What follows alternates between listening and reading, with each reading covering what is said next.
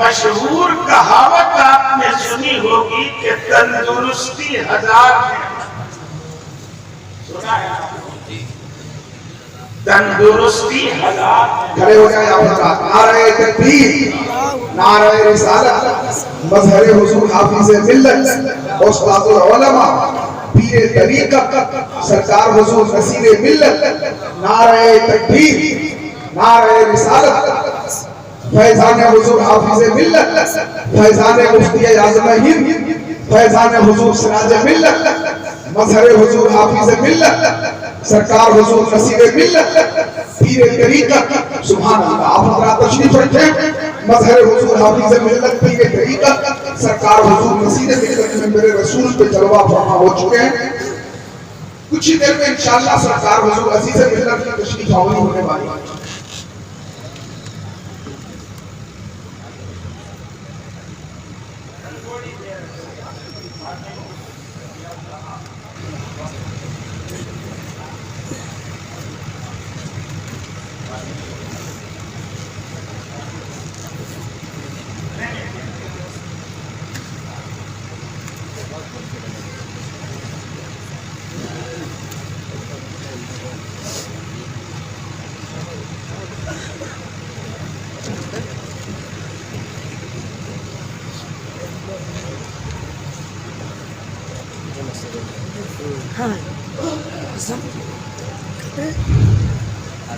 استاد گرامی و استاد الاساتذہ، پیر طریقت مظہر حضور حافظ ملت، حضرت علامہ الحاج الشاہ محمد نصیر الدین صاحب قبلہ عزیزی دامت برکاتہم العالیہ، بانی دارالعلوم قادریہ مدھر، بانی دارالقضاء والحکم، بانی کلیت البنات القادریہ دزلی، اور نہ جانے کتنے الفاظ ہیں جو حضور کے نام نامی کے ساتھ لگے. میں بھی ایک ادنا شاگرد ہوں. میرے پاس جو کچھ ہے انہی کا تھا، انہی کی نظر کرم. تو تقریر نہیں کرنا تھا، کرنا میں مجھے بیمار ہوں. کہاوت ہے تندرستی 1000 نعمت، لیکن میں علیل ہوں تو تندرستی پہ کاہے تکلیف کرتا؟ میں تو بیماری ہوں. بے شک تندرستی 1000 نعمت ہے. کام چاہے دین کا ہو یا دنیا کا، بنا تندرستی کے کچھ نہیں. لیکن ٹھیک اس کے اپوزٹ سائیڈ میں بیماری اور مرض. تندرستی اگر حلال نعمت ہے، خدا کی طرف کی جو بیماری ملتی ہے نا آدمی کو، وہ بھی 1000 رحمت ہے. چاہے بیماری آپ کو ملے، آپ کی اولاد کو ملے، آپ کے بال بچوں کو ملے، یہ زحمت نہیں، خدا کی رحمت ہے.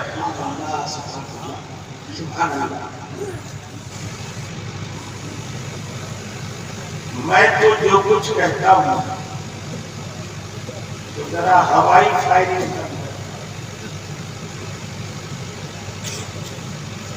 ہم جو بھی بولیں گے حدیث کی روشنی میں بولیں گے. اللہ کے مقدس رسول جناب محمد رسول اللہ صلی اللہ علیہ وسلم نے ایک موقع پر بیماری کا تذکرہ فرمایا. غور سے سنیے، کس چیز کا تذکرہ فرمایا؟ بیماری کا تذکرہ. اور فرمایا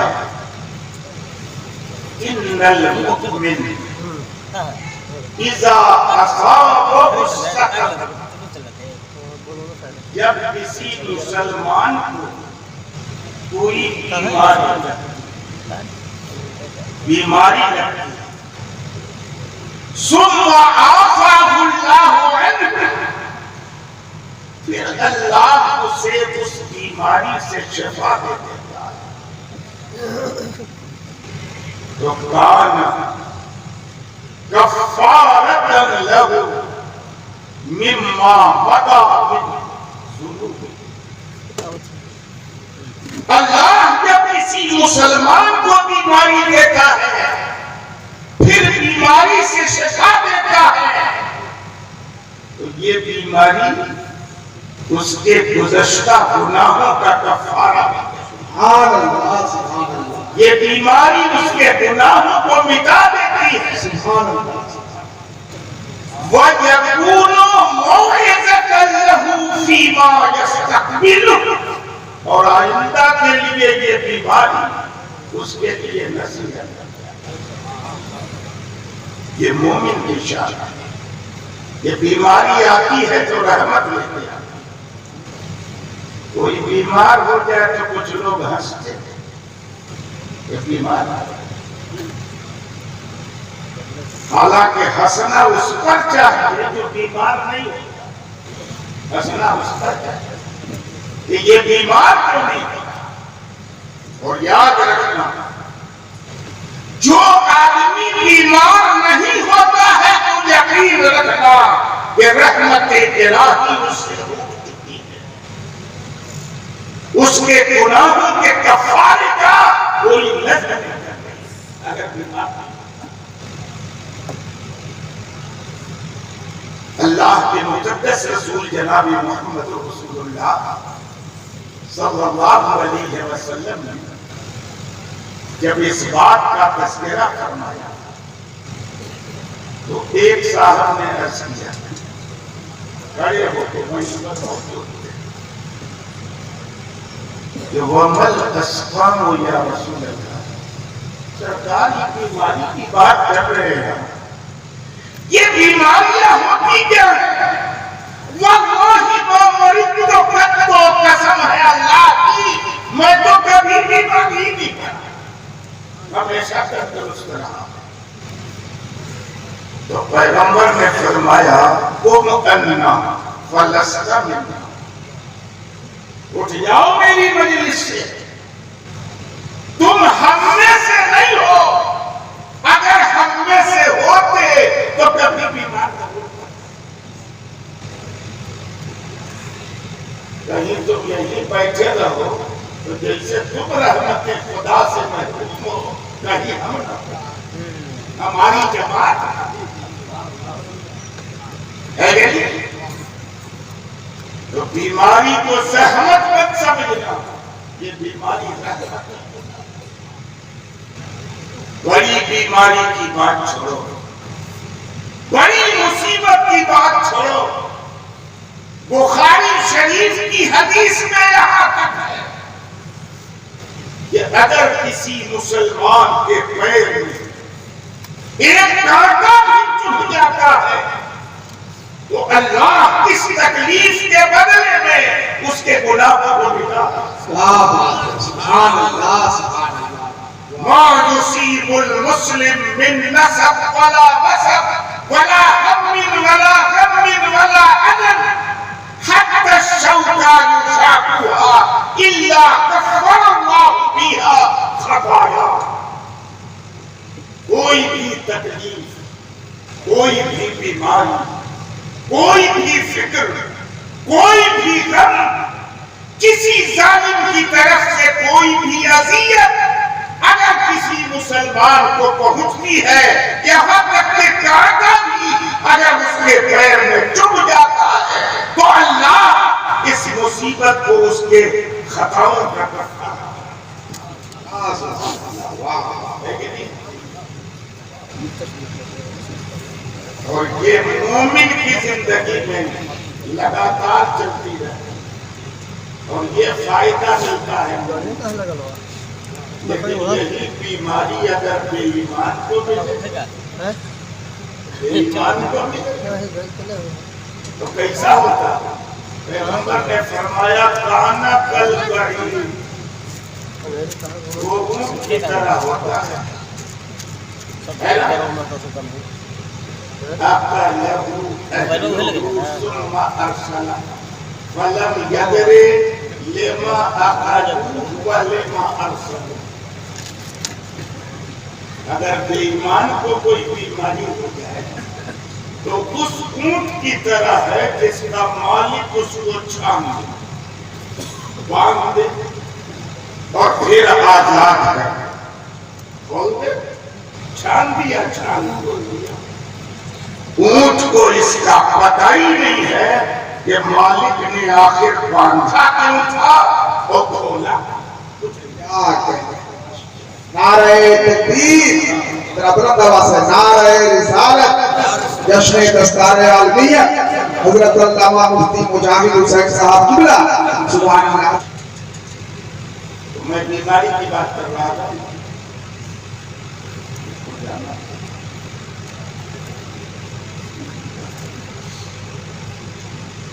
یہ بیماری لگی رہتی ہے زندگی میں، کس کے ساتھ؟ مومن کے ساتھ۔ بے ایمان کے ساتھ لگے تو کوئی فائدہ نہیں، 0 سناٹا۔ اور مومن پر یہی مصیبت آ جائے تو اس کے گناہوں کا کفارہ۔ مومن مرد ہو یا عورت، یہ بلاؤں میں گھرے رہتے ہیں، مصائب میں گھرے رہتے ہیں۔ حدیث رسول کے مطابق، اور جب ان آنے والے مصائب پہ وہ صبر کا مظاہرہ کرتے ہیں، خدا کی مرضی پہ راضی رہتے ہیں، وہ جب مرتے ہیں تو اس حال میں مرتے ہیں کہ ان کے اوپر کوئی گناہ نہیں ہے۔ یہی بیماریاں، یہی مصیبتیں، یہی بلائیں اس کے گناہوں کا کفارہ۔ جب تک زندگی ہے تب تک ایسے، لیکن کب تک لڑیے گا بیماری؟ ایک نہ ایک دن تو موت آنا، یہی تو وہ یونیورسل فیکٹ ہے۔ آج تک کسی نے جس کا انکار نہیں، ماننا ہی پڑے گا اور چھک مار کے ماننا پڑے گا، ایک نہ ایک دن مرنا۔ تو جب تک زندہ ہے، مصائب اگر آتے ہیں آپ کی زندگی میں اور صحیح معنوں میں آپ صاحب ایمان ہیں، تو خدا کی رحمت سے یقین رکھیے یہ اللہ کی یہ رحمت ہے جو بیماری کی شکل میں آپ کو مل رہی۔ آپ وقت لگا رہے، پیسے لگا رہے، نہ جانے کتنی پریشانیاں جھیل رہے ہیں دوا علاج میں، لیکن یہ ساری چیزیں آپ کے گناہوں کا ہے کہ نہیں؟ لیکن موت تو آ گئی۔ جب تک زندہ رہیے صبر و شکر سے کام ہے، اور جب موت ہو گئی تو اس کی ذمہ داری ختم۔ اب جو بچے ہیں ان کی ذمہ داری ہے کہ نہیں؟ مر گیا اب اس کا کیا ہے؟ مات الانسان انقطع عنہ عمل۔ آدمی جب مر گیا تو اس کا سلسلہ عمل ختم، اب اس کا کام نہیں، اب آپ کا کام شروع ہوگا۔ اور آپ کا کام کیا ہے؟ ایک بات کہنے کے لیے میں نے یہ بات شروع کی، اور ٹائم رہتا تو زیادہ ڈیٹیل بولوں، مگر ٹائم نہیں ہے، مختصر سے وقت میں مجھے بولنا ہے، اور اس لیے بولنا ہے کہ جتنے لوگ موجود ہیں وہ غائب لوگوں تک پہنچا دیں میری بات کو، کیونکہ ایک تعلق سے اس علاقے میں مجھے بدنام کیا اور بڑی بدنام کہ انہوں نے سلام سنا، نہیں سنا کیا؟ ارے جس سلام کے لیے ہم نے اپنا پورا جیون دیا، جو لوگ سلام کے خلاف ہیں زندگی بھر ان سے ہماری لڑائی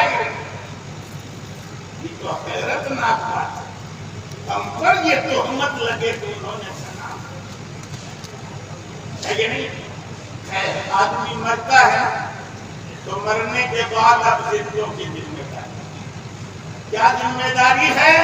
اللہ کے مقدس رسول جناب محمد رسول اللہ صلی اللہ علیہ وسلم ارشاد فرماتے ہیں اسرعوا بالجنازہ، جنازہ کے ساتھ عجلت سے کام لو، جتنی جلدی ہو سکے دفن کرو، دیری مت۔ اسرعوا بالجنازہ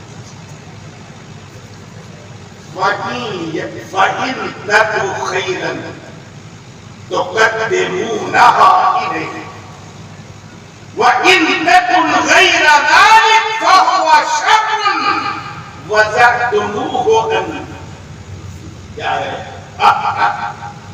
ارحقابی کو کہ جب آدمی کوئی مر جائے تو جنازے کو جلدی سے لے کے چلو،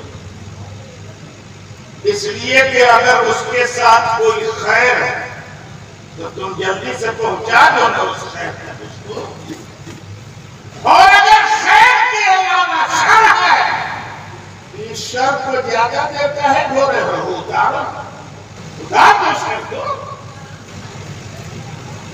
تو میت کو جتنی جلدی ہو سکے مسلمانوں کی ذمہ داری ہے کہ اسے دفن کریں۔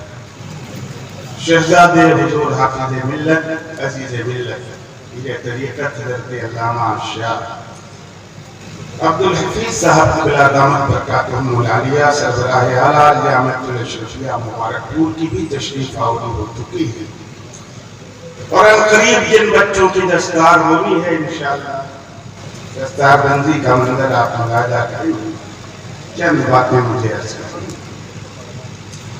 تو مرنے کے بعد آپ کی کیا ذمہ داری ہے؟ جتنی جلدی ہو سکے اتنی جلدی دفن کرنا، دیری نہیں کرنا۔ ایک حدیث میں اللہ کے مقدس رسول جناب محمد رسول اللہ صلی اللہ علیہ وسلم نے ارشاد فرمایا، حضرت علی بن ابی طالب کرم اللہ تعالی وجہہ الکریم کو مخاطب کرتے فرمایا علی تین چیزوں میں دیر مت کرنا، ثلاث لا تؤخرہن، تین چیزوں میں دیری مت کرنا۔ نمبر ایک الصلاة اذا اتت، نماز کا جب وقت آ جائے تو نماز ادا کرنے میں دیری مت کرنا۔ نمبر دو والجنازة اذا حضرت، جنازہ آ جائے تو دفن کرنے میں دیری مت کرنا۔ والعجب اذا وجدت لها كفوا، اگر کوئی غیر شادی شدہ بچی ہے آپ کو مناسب رشتہ مل جائے تو شادی کرنے میں دیری مت کرنا۔ تین چیزیں بتانا مجھے کیا ہے، جنازہ میں دیری نہیں کرنا، دفن کرنے میں۔ آپ لوگوں کو ایک مسئلہ معلوم ہے کہ تین اوقات ایسے ہیں جن اوقات میں نماز پڑھنا ناجائز ہے۔ کتنی بڑی عبادت ہے نماز، مگر 24 گھنٹے میں تین وقت ایسا کہ اس وقت نماز پڑھنا، روزہ بھی بڑی عبادت ہے مگر 5 دن ہے نا سال میں رکھنا منع، ان 5 دنوں میں تو تین اوقات میں نماز پڑھنا ناجائز ہے۔ نمبر ایک سورج نکلنے سے لے کر 20 منٹ بلند ہونے تک، اتنے ٹائم فکس کیا نا، کوئی نماز نہیں پڑھ سکتے، نہ ادا نہ قضا نہ فرض نہ نفل، کچھ نہیں پڑھ سکتے۔ اور جب نصف النہار ہوتا ہے وہاں سے لے کر زوال تک یعنی ظہر کا وقت ہونے تک 35 منٹ 37 منٹ 40 منٹ جیسا موسم ویسا اس میں نماز پڑھنا۔ اور سورج ڈوبنے سے 20 منٹ پہلے سے لے کر ٹھیک سے سورج ڈوب جانے تک اس میں بھی نماز پڑھنا ایک نماز کی گنجائش ہے، علماء سے بعد میں پوچھ لیجیے گا تفصیل ہو جائے۔ ان 3 وقتوں میں کوئی نماز ادا کرنا ہے، لیکن علماء سے پوچھو ٹھیک انہی وقتوں میں اگر جنازہ تیار ہو کے آ جائے تو ان ناجائز وقتوں میں شریعت اجازت دیتی ہے جب آ جائے۔ کیوں؟ جنازے کو دفن جلدی کرنا یہ شریعت کو مطلوب ہے، تو بھلے مکروہ وقت صحیح اور نماز پڑھنا اس وقت ناجائز ہے، لیکن اسی وقت جنازہ آ گیا تو اسی وقت پڑھنا تاکہ دفن میں جلدی۔ تو ہم لوگوں کی طرف رواج کیا ہے؟ ہم تو جانتے نہیں تھے، اپنی کچھ میت میں شریک ہونے کا موقع تھا، سب نہلا دھلا کے کفن کا سارا معاملہ تیار کر کے تب کھڑا ہوتا ہے سلام پڑھنے۔ پہلے سلام اور سلام پڑھ کے تک جنازہ اٹھا۔ اتنی دیر جنازہ روکنے کی آپ کو کس نے حکومت دی؟ شریعت کو جلد دفن کروانا چاہتی ہے اس کو۔ سلام پڑھنا اپنی جگہ پہ بہت بڑی عبادت ہے، نبی کو سلام دی، مگر جنازہ رکھ کے پڑھنے کی اجازت نہیں۔ جیسے ہی تیار ہو اٹھا کے چلو نا، پیچھے پیچھے سلام پڑھنے سے کسی نے روکا ہے؟ لیکن روک کر سلام پڑھنے کی اجازت کس نے دی؟ اپنی طرف سے کوئی مسئلہ کر لیا، رواج بن گیا، کوئی عالم روکے تو کہتے سلام سے روکا، سلام سے نہیں روکا جا رہا۔ جنازے کو جلد از جلد دفن کرنا شریعت کی ہدایت ہے، اور اس ہدایت پہ عمل تب ہوگا جب جنازہ تیار ہو ترنت لے کے چلو، پیچھے سے سلام پڑھو، درود پڑھو، حمد کے اشعار پڑھو، کلمہ طیبہ پڑھو، دیگر ذکر و اذکار کرو، کس نے روکا ہے؟ مگر شریعت اس سے روکتی ہے کہ جنازہ تیار ہونے کے بعد رکھ کے تم آج سلام پڑھے ہو، کل کوئی اور مقررات پیدا ہو جائے کہ قل هو اللہ پڑھنے کی بہت فضیلت آئی ہے، 111 بار ہم نے قل هو اللہ پڑھی۔ سمجھے نہیں مولانا مجھے تم پھیلائے منوگر چکے کرنا ہے نہیں؟ کس نے روکا؟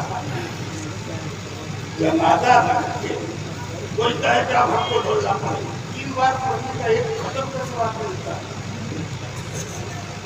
ایک کھڑا ہوا تو دوسرا کھڑا ہوا، چاہے روکے گا، اب کوئی روکے گا قرآن پڑھنے سے روکے، کوئی سورہ یاسین لے کے پڑھتا کہ ہمیں ذرا سورہ یاسین پڑھنے، کوئی پڑھنے، سورہ مزمل پڑھنے، سورہ واقعہ پڑھنے، سورہ دخان پڑھنے، تب پیسے نہیں دے گا۔